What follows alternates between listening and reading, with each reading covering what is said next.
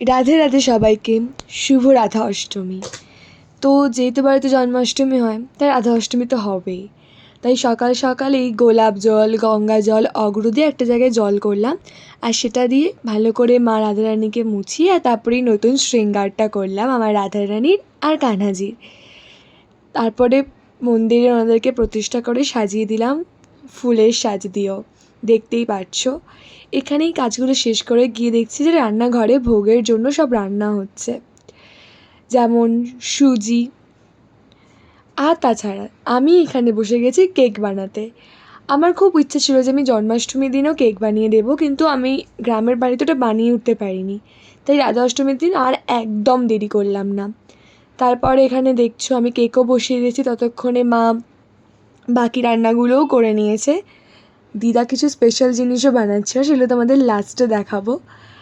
আর এই যে এখানে দেখছো, বলছে যে ও নাকি সবটা বানিয়েছে, একদমই না, ঠিক আছে।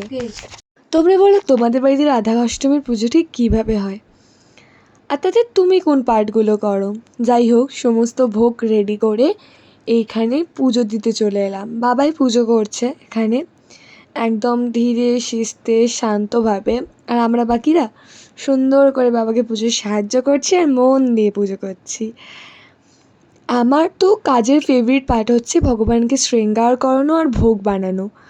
আর ভোগের জন্য কী কী বানালাম সেই সব ডিটেল একটা আলাদা ভিডিওতে আসবে, আর একটা সেকেন্ড শর্টসে কালকে। তাই লাইক, শেয়ার অ্যান্ড সাবস্ক্রাইব করে দিও চ্যানেলটাকে।